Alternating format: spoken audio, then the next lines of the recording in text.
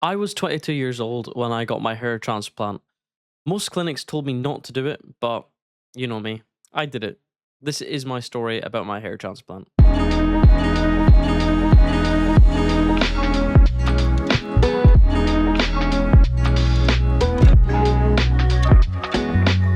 I was born with a very, very unfortunate forehead, or shall I say, five head. And it's something that has really, really, really badly affected my confidence throughout life. Let's talk about school, for example. I got bullied so much in school because the size of my forehead. There used to be a joke that all my classmates would say, "You could land a jumbo jet on that forehead. You should open up an airport on that forehead." And do you know what? Whilst it was funny, deep down, it kind of hurt because I couldn't style my hair. I couldn't look like the average teenager, with all these trendy hairstyles. I wouldn't have gotten away with that. So, growing up, I quickly realized I had to sort my forehead out. If I walked in the wrong direction when it was windy, the wind would just blow my hair right up and reveal my monstrosity hairline, and people would double back and have a look because it was quite impressive. As I was going through high school, I often thought about how my hairline would affect me getting into relationships in the future. Now, a lot of people will say, don't be silly, your hairline's not going to affect a relationship, but in this day and age, looks is important, I guess. And like I said, I couldn't style my hair. It would just be a mess. Do you know what I mean? There's not even a point in styling my hair. I would often slick it to the side and look like Jedward, and it was just disgusting, honestly. So another reason why I wanted to get the hair transplant was to secure my future, to potentially find love and look good, take care of my appearance and stuff. I was often paranoid to look in mirrors and things because my hairline was that bad that it would put me down looking in the mirror. Genuinely, I'd look at myself and I would genuinely think I looked like Humpty Dumpty. And do you know what? I would have happily fallen off that wall, not been put back together again because my hairline was that bad. Honestly, I'll put pictures in as I'm talking here so you guys can see exactly how bad it was. So for me, it wasn't a choice. It's something I had to get done. A few years ago, before I started this channel, I had another YouTube channel and I was recording videos on that. And obviously, my hairline was far back during that time as well. And I often played back the videos I had recorded before uploading them to YouTube. And I didn't want to upload them. It gave me a false sense of security, if that makes sense. I just didn't feel happy with the way that I looked and I presented my content on YouTube as well. So that was another factor in what made me decide that a hair transplant was something that I needed to go forward. So obviously I've decided that I need to get this hair transplant done, and I've gone on the internet and I'm browsing around on where the cheapest place is to get this surgery. And I'm also researching things that can go wrong with a hair transplant. And through that research, I had found out that Turkey was the cheapest place to get the transplant done. However, there's more risk of losing the follicles that get implanted in because Turkey is a hot country. Whereas if I got the surgery done in Scotland, the temperature's not as hot. It's more easier to control and maintain your hairline, and you're not having to worry about the flights to Turkey and back from Turkey. So for me, I had quite early on decided that I wanted to get the transplant done in Scotland, and I found a clinic in Glasgow that was willing to do the surgery for me. Now, I contacted the clinic and I told them my age, and straight away they were hesitant on carrying out the work. There's a few reasons for this. Number one, my age. They had looked at the pictures I sent them and said, right, are you sure you want to get it done now? Because if you get it done now, in the future, you might get further hair loss and it'll go from the point of where we have obviously started the transplant and it'll go back. So you have hair here, for example, but then further back, there'll be no hair. So it will still recede from where it was receding beforehand. So that was the first concern from the clinic. So obviously they had stated that if I get the transplant done now, then there's still risk of further hair loss, and then there is a risk that I might need to go back and get another transplant. So to be fair to them, they did warn me that if I get the transplant done now, I'll spend my £4,000, but then I might have to come back and spend another £4,000. So in a sense, it was quite good what they were doing because they were trying to save me money in the long run.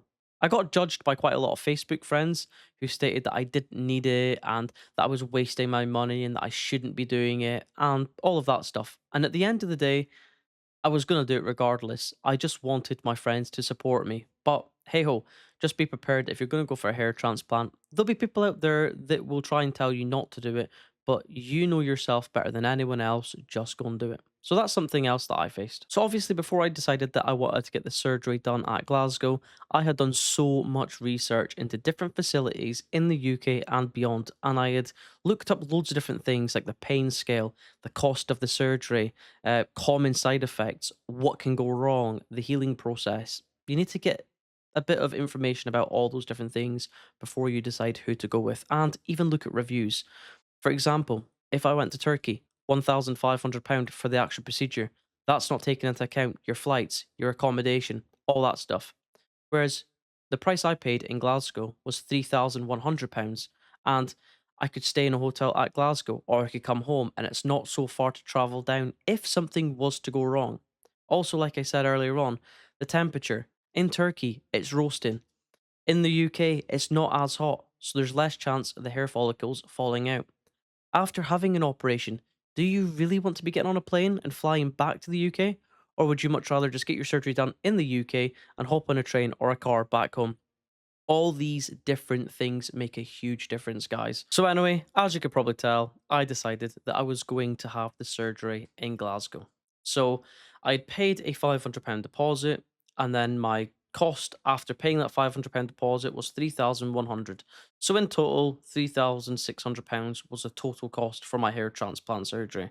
Now, I didn't need a lot, I just needed all that's transplanted, so I just needed a bit beyond there. I think it was about 2,000 grafts and it was about £3,600. And that's what I paid 3 years ago for it. So if the prices have changed, please don't come for me. But yeah, I got the surgery done and I got it done with a company called Merchant City Medical Group in Glasgow, Scotland. And you know what? It was fantastic. Now, something I worried about before getting the hair transplant was the needles that they stick in. So parked outside of the hair transplant clinic. I'm waiting to go in and get the procedure done. I am absolutely shitting bricks. I think the part that I'm most nervous about right now is the local anaesthetic getting injected into the scalp, but we'll wait and see. But yeah, I'm in severe stomach knots, so we'll see how it gets on and I'll update you after the procedure. So obviously, when you go for a hair transplant, they don't just lie you on a table, put you to sleep, and then you wake up and you've got hair. That's not how it works. The way that a hair transplant works is you go into the clinic and they put 3 needles in that side in your scalp, 3 needles in that side in your scalp, 3 needles at the back, 3 needles at the front, and then 3 needles down at the middle of your scalp again. Sorry, I should have said head and scalp, but you get what I mean. So overall, 3, 6, 9, 12, 15. 15 needles in your head just to numb the head so they can start working on it and you won't feel pain. That's what I was worried about the most. So I done loads of research into it, and on the day, I was too scared to ask them how sore it is. So I go in, I'm lying on the table, and then they start putting the needles in the head. Now, the first few needles hurt, but after that, you don't feel anything. So if you're worrying about the needles, don't worry about it. Take it from someone that's been through it. It doesn't hurt at all. You actually, it sounds bad when they start going in with them. It feels so good that you're like, oh, just keep going, keep going. Genuinely, it's fantastic. Another question that I get asked quite a lot is how does it feel when they take the follicles at the back of the head and put it in the front? Does it hurt? Is it uncomfortable? Is it sore when they start putting the individual holes in the front of your head to place the follicles in? And I promise you, you don't feel a single thing, genuinely. You basically lie down, you close your eyes, and then before you know it, you're up. They look after you so well as well. It is fantastic, guys. I cannot speak highly enough over the experience. A lot of people worry about the after effects as well. Is it sore afterwards? Can you get up and can you go out, and is it hard to maintain after the operation? And what I will say is sort of 2 to 3 hours after the operation, you don't feel anything. You've still got the numbness in your head. But after that, you are going to be in a bit of pain. I would say I was 6 out of 10 in pain scale. You're going to be in pain, but you need to think of the results of the transplant. You're going to be a different person. You're going to be able to style your hair. You're going to be able to look good. You're going to be able to walk down the street and when the wind blows, have a normal hairline. So, yes, it is sore. I'm not going to lie. It is sore, but it's worth it. The aftercare is good. They give you shampoos, which is a foam shampoo. They give you a spray shampoo and they tell you how to deal with it. They give you a whole instruction manual on what to do for the first sort of 2 weeks. So, you will panic when you're putting the foam on because you're thinking the follicles are going to fall out, but they won't. Trust me, they won't. It's quite easy to look after it when it's in. Just don't be tempted to rub it and all that stuff because they will fall out. It takes about a week for the transplants to properly be in and sort of have some form of healing around them. I'll insert some pictures now up on screen. I won't insert the ones straight after the surgery because I'll probably get demonetized or whatever YouTube wants to do. So I'll put the ones after the transplant that are not that graphic in. It's not gonna be pleasant. The extraction area for me was at the back, and it was bleeding for a while, and it didn't look good, and they put a bandage around you, obviously, when you head home, and it gets all soggy and stuff. Not gonna go into too much details. It's not glamorous, but it was worth it. Now, do I think I got the transplant done too early, being too young to get the transplant done? No, I don't. My hairline is absolutely fantastic. I've not had any receding beyond it, and I'm happy with the way that it looks. Overall, I've gained confidence from having this transplant done. I've got a new lease of life, and I actually feel my age for once instead of feeling being a 10-year-old and feel like I'm 40. Do you know what I mean? It was definitely worth it. So if you're out there and you want to get a transplant done, don't listen to anyone. Go and get it done. It is worth it. Trust me, you'll feel like a new person. I've rambled on, I've rambled on, I've rambled on in this video. I am going to make a few different videos in a little series, which I'll upload once a week with my other content that I put up. But if you've got any questions, put them below. I'll definitely answer them.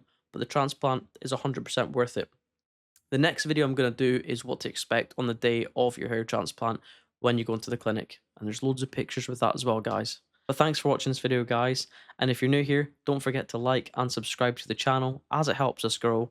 And stick around for future content. I'll see you guys in the next one.